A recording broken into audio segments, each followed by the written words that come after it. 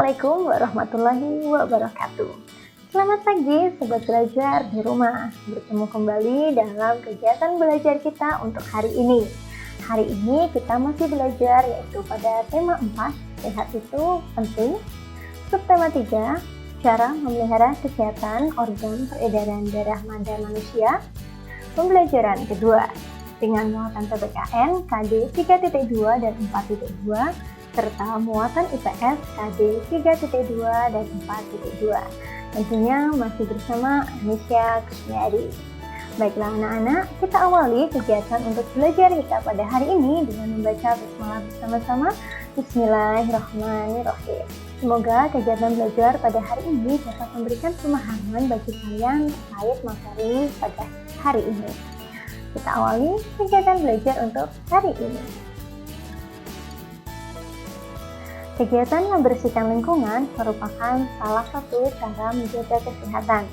Membersihkan lingkungan bersama-sama dapat dilakukan dengan cara gotong royong. Nah, apa itu gotong royong?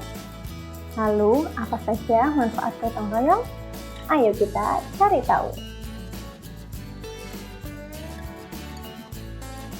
Gotong royong artinya adalah bekerja bersama-sama untuk mencapai hasil atau tujuan yang diinginkan bersama. Gotong royong merupakan ciri khas dari bangsa Indonesia sejak zaman nenek moyang kita.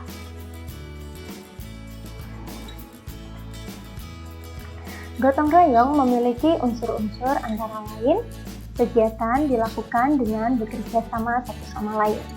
Semua orang yang melakukan gotong royong ikut bekerja sesuai kemampuannya masing-masing, serta tidak adanya paksaan saat melakukan gotong royong, dan kegiatan yang dilakukan memberikan manfaat untuk semuanya.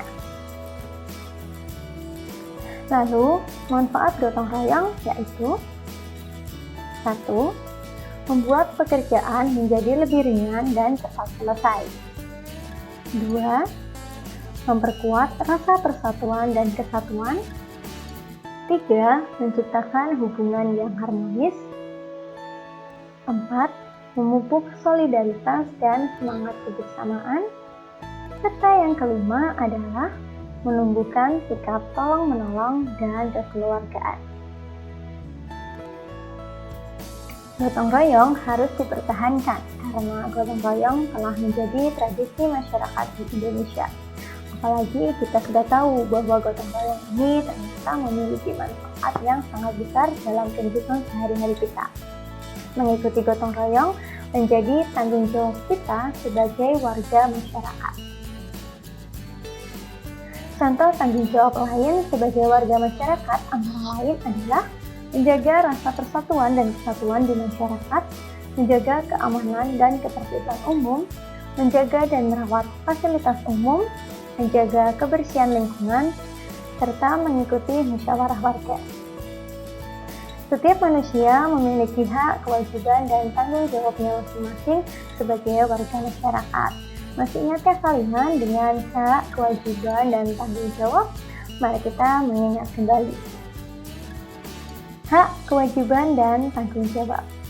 Hak adalah sesuatu yang mutlak oleh setiap manusia, atau hak adalah segala sesuatu yang seharusnya didapatkan oleh seseorang. Hak ini melekat pada seseorang semenjak dia lahir. Untuk haknya antara lain adalah mendapat jaminan keamanan, menyampaikan pendapat, serta menikmati lingkungan yang bersih dan sehat. Kewajiban. Kewajiban adalah sesuatu atau tugas yang harus dilakukan dengan penuh tanggung jawab. Beberapa kewajiban sebagai warga masyarakat antara lain membayar iuran kegiatan siskamling warga, mendengar pendapat orang lain, dan menjaga kebersihan lingkungan. Sedangkan tanggung jawab adalah sikap manusia yang dilakukan dengan kesadaran. Contoh tanggung jawab sebagai warga masyarakat adalah menjaga keamanan lingkungan, menghargai hasil diskusi, serta mengikuti kerja bakti.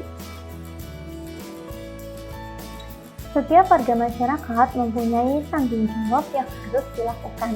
Setiap tanggung jawab pun harus diterapkan agar tidak menimbulkan masalah. Misalnya, tanggung jawab menjaga keamanan dan kebersihan lingkungan. Setiap warga memiliki tanggung jawab yang sama untuk menjaga keamanan dan kebersihan lingkungan. Jika ada warga yang tidak melakukan tanggung jawabnya, maka dapat merugikan warga yang lainnya. Menjaga keamanan lingkungan, misalnya dengan mengikuti kegiatan ronda malam, merupakan salah satu bentuk tanggung jawab kita sebagai warga masyarakat.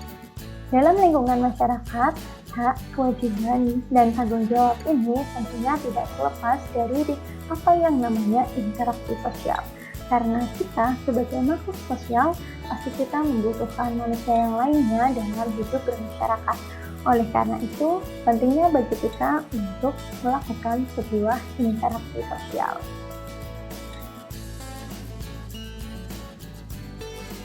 Interaksi sosial dilakukan oleh manusia, salah satu tujuannya adalah untuk memenuhi kebutuhan hidupnya. Manusia melakukan interaksi dalam bidang ekonomi, sosial, budaya, dan juga pendidikan. Interaksi sosial dalam bidang ekonomi. Setiap manusia senantiasa melakukan interaksi dengan orang lain untuk memenuhi kebutuhan hidupnya. Melalui interaksi sosial dalam bidang ekonomi meliputi transaksi barang dan jasa. Tentu kalian masih ingat bahwa pada hakikatnya manusia adalah makhluk ekonomi atau homo economicus. Sehingga manusia akan berusaha untuk memenuhi kebutuhan hidupnya, salah satunya yaitu dengan melakukan kegiatan ekonomi. Interaksi sosial dalam bidang ekonomi dapat terjadi dengan adanya perbedaan sumber daya alam yang tersedia dalam suatu wilayah dengan wilayah yang lainnya. Sehingga untuk memenuhi kebutuhan kita melakukan interaksi sehingga kita dapat menemukan sumber daya alam dari daerah lain yang kita butuhkan. 2. Interaksi sosial dalam bidang sosial. Setiap masyarakat memiliki tujuan untuk mencapai hidup yang sejahtera. Sejahtera artinya yaitu kondisi manusia dalam keadaan baik, makmur, sehat, dan damai. Kesejahteraan dapat mendorong terjadinya interaksi dalam bidang sosial. Pemerintah kota dan pemerintah daerah melakukan interaksi sosial untuk mengatasi permasalahan sosial. Misalnya ketika terjadi bencana alam, maka bersama-sama warga melakukan bakti sosial dan mendirikan posko bencana serta adanya penggalangan dana dari semua wilayah di Indonesia. Hal ini tentu sangat membantu bagi korban yang terdampak bencana alam tersebut. Begitu pula dengan pemerintah. Pemerintah pun akan melakukan usahanya untuk membantu para warganya. 3. Interaksi dalam bidang budaya. Dalam beradaptasi di suatu wilayah, masyarakat harus menyesuaikan diri dengan perilaku, norma, aturan, dan adat istiadat di lingkungan sekitar. Hal ini sesuai dengan bunyi peribahasa, di mana bumi dipijak, disitulah langit ditunjuk. Antara lain yaitu dengan mempelajari kebudayaan dari daerah lain. Selain beradaptasi dengan masyarakat sekitar, masyarakat Indonesia juga berinteraksi dengan masyarakat dari negara lain sebagai upaya melestarikan budaya Indonesia. Upaya pelestarian tersebut bertujuan agar budaya Indonesia tidak punah dan dihormati oleh bangsa lain. 4. Interaksi dalam bidang pendidikan. Interaksi sosial dalam bidang pendidikan bertujuan untuk memberikan ilmu, pengetahuan, dan pelajaran kepada siswa. Interaksi sosial tersebut dapat dilakukan di lingkungan sekolah atau tempat-tempat yang lain, misalnya pada tempat bimbingan belajar. Contoh interaksi sosial dalam bidang pendidikan antara lain, siswa mendengarkan penjelasan guru di kelas. Kepala sekolah memberikan amanat kepada para siswa saat upacara dan para siswa mengikuti lomba cerdas cermat antar sekolah. Baiklah anak-anak, inilah tadi materi pembelajaran kita untuk hari ini. Berikut adalah tugas belajar kita untuk hari ini. Untuk muatan PPKN KD 3.2 dan 4.2, kalian dapat mengerjakan pada buku petik 5D kalian pada halaman 102 nomor 1 dan halaman 103 nomor 5.